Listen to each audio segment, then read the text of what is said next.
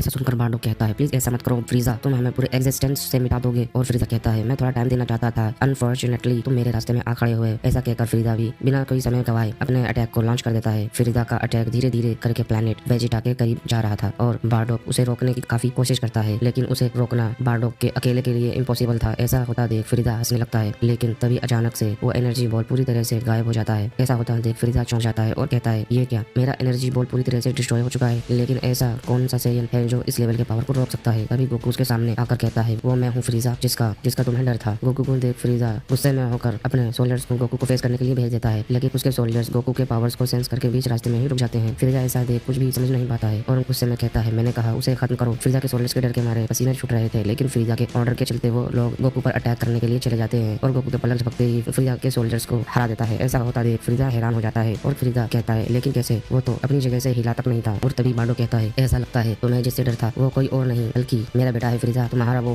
बुरा सपना सच हो गया और आज तुम्हारा अंत होगा। बकवास करना बंद करो सेयन, क्या तुम्हें सच में लगता है कि एक बच्चा मुझे रोक पाएगा? और इसके अलावा वो तो एक लो क्लास सेयन है, तुम्हें मेरी नहीं बल्कि उसकी फिक्र होनी चाहिए। तभी गोकू कहता है, मैं तुम्हें पहले ही बता दूं कि तुम गलत हो फ्रीजा, क्योंकि फ्यूचर में मैं तुम्हें ऑलरेडी कई बार हरा चुका हूँ और इस बार भी वैसा ही होगा। ये सब तुम क्या कह रहे हो सेयन? तुम्हें शायद पता नहीं है तुम किस फ्यूचर के बारे में बात कर रहे हो। ये सब कॉम्प्लिकेटेड है फ्रीजा, तुम्हारे भेजे में ये सब नहीं जाने वाला है। और एनीवेज तुम्हें ये सब समझाने का कोई फायदा भी नहीं है क्योंकि तुम ऑलरेडी मरने वाले हो। लेकिन मरने से पहले मैं तुम्हें बता देता हूँ कि मैं फ्यूचर से आया हूँ जहाँ तुमने सभी सेयन को मार दिया था कुछ के अलावा, लेकिन अब मैं ऐसा नहीं होने दूंगा और आज यहाँ हमारे बदले में तुम्हारी डेथ होगी फ्रीजा। तुम्हारी बातें सुनने में तो इंटरेस्टिंग है, लेकिन रियलिटी अलग है बच्चे, और मैं तुम्हारी बकवास सुनकर पक चुका हूँ। और ऐसा कहकर फ्रीजा अपने सबसे पावरफुल 2 वॉरियर्स को गोकू से फाइट करने के लिए भेज देता है। वो दोनों एक साथ गोकू पर अटैक करने जाते हैं, लेकिन गोकू अपनी जगह से बिल्कुल भी नहीं हिलता है और एक सिंपल सी टेक्निक से वो उन दोनों को बेहोश कर देता है। नीचे प्लेनेट पर जो सेयन्स थे वो देखते हैं कि आसमान से 2 बॉडी काफी रफ्तार से नीचे आ रही होती है। वो लोग पहचान लेते हैं कि वो दोनों फ्रीजा के सबसे पावरफुल फाइटर हैं, जिसका नाम है ज़ारबान और डोडोरिया। उन दोनों की ऐसी हालत देख हर कोई हैरान हो जाता है और उन्हीं में से कोई कहता है, लेकिन ये कैसे हो सकता है? आखिर इतना पावरफुल कौन हो सकता है जिसने उन दोनों की ये हालत कर दी है? शायद वो हमें फ्रीजा के चंगुल से बचा सकता है। और दूसरी तरफ फ्रीजा बहुत ज्यादा हैरान हो जाता है कि बार्डोक के बेटे ने उसके सबसे ज्यादा पावरफुल वॉरियर को एक ही वार में हरा दिया और वो कहता है, ये नहीं हो सकता है, वो दोनों तो मेरे सबसे ज्यादा पावरफुल फाइटर थे, वो दोनों इतने शर्मनाक तरीके से कैसे हार सकते हैं? और तभी गोकू कहता है, लगता है तुम्हारे पास और कोई चॉइस नहीं है फ्रीजा। और गोकू अपने बेस स्टेट में ही फ्रीजा के सभी सोल्जर्स के लिए काफी था। इसके बाद फ्रीजा खड़ा होता है और कहता है, लगता है मुझे ये खुद करना होगा। मैं मानता हूँ कि इस बच्चे की पावर काफी ज्यादा अमेजिंग है और ये भी कि ये मुझे फ्यूचर में काफी ज्यादा प्रॉब्लम दे सकता है। ऐसा कहकर फ्रीजा अपने पावर्स को इंक्रीज करने लगता है और उस टाइम के लिए उसके लिए जो फाइनल स्टेट थी वो उसमें ट्रांसफॉर्म हो जाता है। लगता है तुम फाइनली सीरियस हो गए हो फ्रीजा, ठीक है, मेरे पास भी तुम्हें दिखाने के लिए कुछ है। ऐसा कहकर गोकू भी अपने पावर्स को इंक्रीज करने लगता है और अपने सुपर सेयन में ट्रांसफॉर्म हो जाता है। गोकू के इस ट्रांसफॉर्मेशन को देख फ्रीजा कहता है, कहीं ये वो सुपर सेयन का ट्रांसफॉर्मेशन तो नहीं? गोकू मुस्कुराते हुए कहता है, डर तुम्हारे चेहरे पर क्लियरली दिख रहा है फ्रीजा। गोकू के इस फॉर्म को देख फ्रीजा के पसीने छूटने लगते हैं और वो कहता है, डैम इट, ये नहीं हो सकता, ये सब आके मेरे साथ ही क्यों हो रहा है? ऐसा कहकर फ्रीजा तुरंत ही गोकू पर एनर्जी बॉल से अटैक कर देता है, जिसे गोकू बिना किसी प्रॉब्लम के डिफ्लेक्ट कर देता है और अगले ही सेकंड में फ्रीजा अपने पूरी रफ्तार के साथ गोकू पर अटैक करने के लिए चला जाता है। लेकिन तभी गोकू फ्रीजा के सामने से गायब होकर उसके पीछे पहुंच जाता है और उसकी गर्दन को पकड़कर कहता है, अब तुम्हारा खेल खत्म हुआ फ्रीजा। ऐसा कहकर गोकू फ्रीजा पर एक पावरफुल एनर्जी बॉल से अटैक कर देता है, जिसके चलते फ्रीजा पूरी तरह से धूल बन जाता है। और वहीं प्लेनेट वेजिटा पर एक सोल्जर जाकर किंग वेजिटा से कहता है कि फ्रीजा हार चुका है। ऐसा सुनकर किंग वेजिटा पूरी तरह से हैरान हो जाते हैं और कहते हैं, तुम कह रहे हो कि किसी ने फ्रीजा को हरा दिया है? ये नामुमकिन है, आखिर ऐसा कौन हो सकता है जो फ्रीजा से ज्यादा पावरफुल है? ठीक है, उसे मेरे पास लेकर आओ। वहीं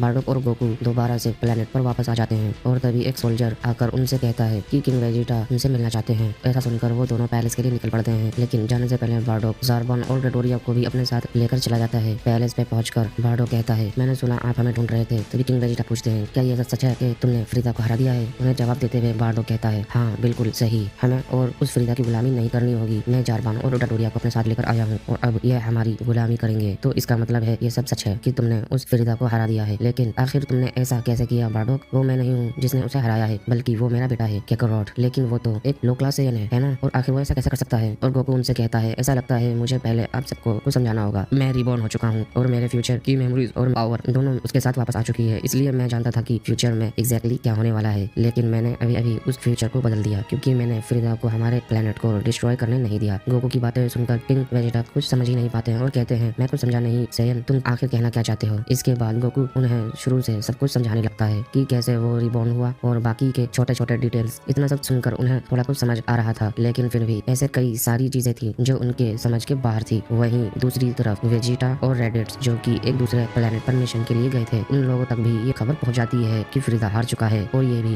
कि वो प्लेनेट वेजिटा को डिस्ट्रॉय करना चाहता था। तो फ्रीदा हम सबको मारना चाहता था, लेकिन ऐसा कौन हो सकता है जिसने फ्रीदा को हरा दिया। और तभी एक सोल्जर आके कहता है मुझे भी नहीं पता, लेकिन किंग वेजिटा ने आप सभी को तुरंत प्लेनेट वेजिटा पर आने का आदेश दिया है। और दूसरी तरफ प्लेनेट वेजिटा पर गोकू किंग वेजिटा को सुपर सैयन में ट्रांसफॉर्म होकर दिखाता है और ये देखकर किंग वेजिटा कहते हैं ये तो वो सुपर सैयन वाला ट्रांसफॉर्मेशन है, तो इसका मतलब वो सब कहानियां वो सब सच है। किंग वेजिटा इस बात से ज्यादा खुश नहीं थे कि बारडोक का बेटा उनके बेटे से ज्यादा पावरफुल है, लेकिन उन्हें गोकू के पावर्स को एक्नॉलेज करना पड़ा क्योंकि आफ्टर ऑल उसी ने उन सबको डिस्ट्रॉय होने से बचाया है। और तभी बारडोक एक हल्की सी स्माइल के साथ कहता है किंग वेजिटा आई नो आप इस बात से ज्यादा खुश नहीं है, मेरा बेटा आपके बेटे से ज्यादा पावरफुल है, ये बात आपके चेहरे पर साफ साफ नजर आ रही है। और वहीं किसी दूसरी जगह पर किंग कोल्ड का एक सोल्जर उसे जाके बता देता है कि फ्रीदा अब नहीं रहा। ऐसा सुनते ही किंग कोल्ड काफी ज्यादा गुस्सा हो जाता है और कहता है बकवास बंद करो, कोई भी इतना ज्यादा पावरफुल नहीं है कि वो मेरे बेटे फ्रीदा को हरा सके। I am sorry my Lord, लेकिन मैंने तो वही कहा जो मैंने सुना, और सरप्राइजली वो एक सैयन है जिसने आपके बेटे फ्रीदा को हराया है। यह सुनते ही किंग कोल्ड उस सोल्जर को जान से मार देते हैं और कहते हैं ऐसा कभी नहीं हो सकता, मेरा बेटा फ्रीदा नहीं मर सकता, कम से कम उन सैयन्स के हाथों तो बिल्कुल भी नहीं, मुझे खुद जाकर इस बात को कंफर्म करना होगा। और वहीं वेजिटा और रेडिट्स